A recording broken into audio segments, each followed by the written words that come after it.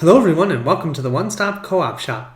Today I'm going to be doing a solo playthrough of Clank and I'm going to be using the expansion Sunken Treasures. We're actually going to be playing on the Sunken Treasures board. I think it's the hardest board, maybe? I don't know. I think the ones with the red background are considered just slightly harder than the ones with the blue background. So I've never played on this board. I've played on the other three and I thought, well, I might as well try this one. This is going to be a solo play. I've actually only played this solo. I'm so pumped to play this with my wife with a competitive version too. But really a lot of fun for a solo game. I wouldn't say it's the best deck builder, but it's the most fun deck builder, okay, that I've ever played. It's so fun. You're every time, oh, is the dragon going to attack? What's that Clank doing? Anyways, okay. Enough of that. We'll set it up just like normal. This will be a setup video. If you want to just go to the playthrough, feel free to check out the video below this one in the playlist. Otherwise, let's get to setting up. The first thing you want to do is set up your starting deck. This is a deck builder. So you'll start with one scramble, one sidestep, two stumbles that are simply going to add some Clank, and 6 burgle, which is going to be your skill, which is how you're going to purchase cards. This is how you're going to move across the board. And this is how you're going to get caught by the dragon and injured by being loud and tripping over that blasted rock. So this will be your starting deck. You'll shuffle this up and draw 5 cards to start the game. Next, you're going to want to set up your board. How you set up your board is this. You're going to place all the major secrets on the major secret tile areas. You're going to place all the minor secrets out that you can in the little minor secret areas. Now, when you play competitively, you normally put 2 of those. However, in the solo mode, I've only ever seen them tell you to place 1 of each type, so that's what I'm doing.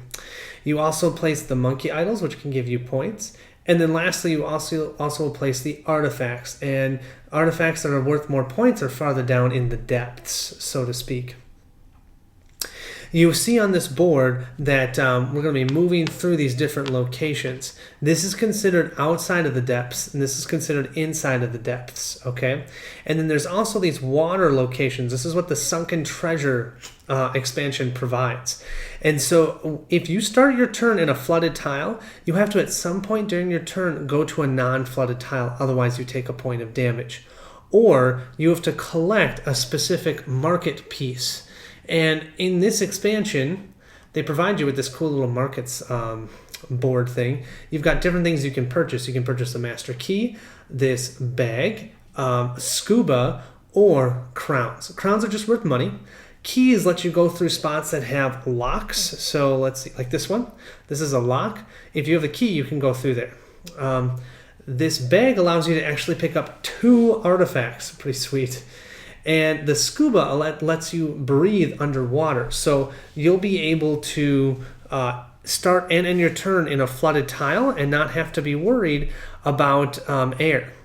Also, what's nice about the scuba is you see down here, you normally need 2 feet to move from here to here. But if you have your scuba, you just need 1 foot, which is really nice.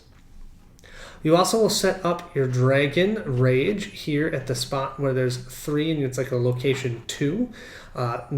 The app will tell you that, of course, you'll see that during the when we go through the app selections, but I've never seen that not be that case.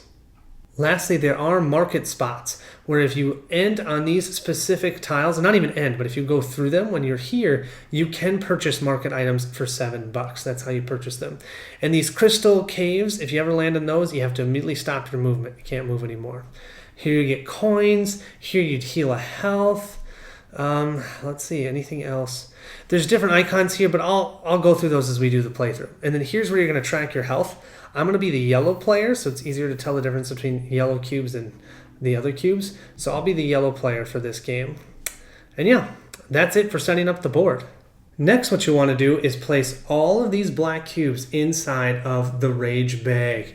And why that is because when you draw these black cubes out, nothing bad is going to happen to you. So you like these black cubes. So we're going to go yay for having tons of black cubes, and we wish we had more of them.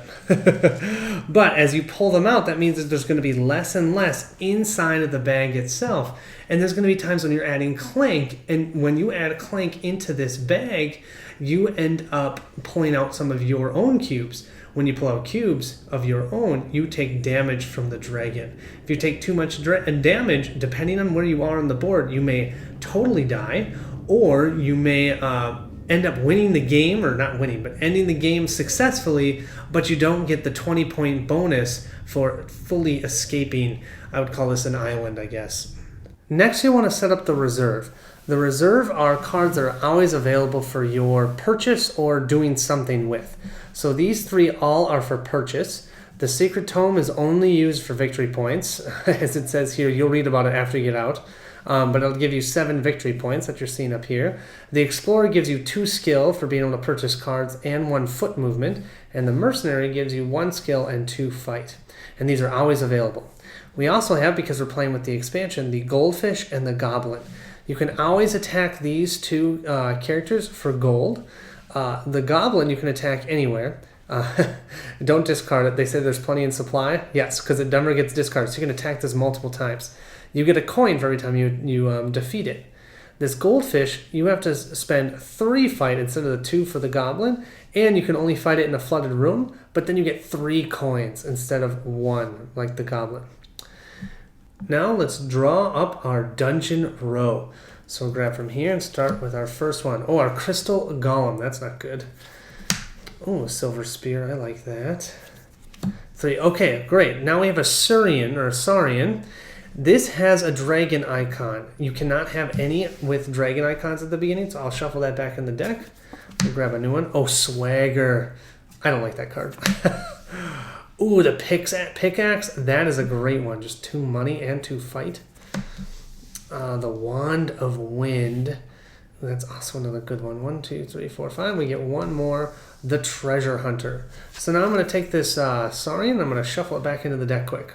As I mentioned before, I'm going to be yellow. So since I'm first player, aka only player, I'm going to place 3 Clank right into the Clank pile here.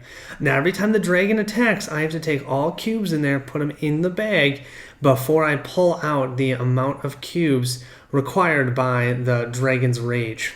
Are you guys ready? Let's start setting up through the app. So hit the play icon. All right, we're going to play solo, not multiplayer. And I normally play blue, but I'm going to play yellow so you guys can tell my color differently from the black. Let Clank. Okay, this is going to tell us to remove the following artifacts from the game.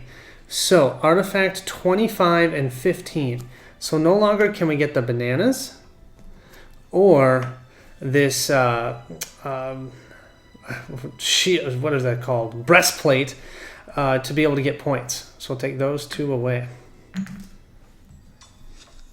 Yep, place only single secret only single minor secrets. Great, that's what I did already. Place the dragon on this space. I'll show you where that is at the beginning of the playthrough. And yep, I have red icons for threat or red. So I've got these red cubes. We'll use these for threat.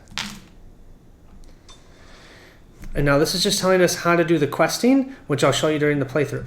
So hit this, and we're off and ready to go. Here we go. This is how we set up Clank for solo mode. Hope you guys are excited for the playthrough. I know I am. I love this game. Thanks so much for watching, and I hope you enjoy it.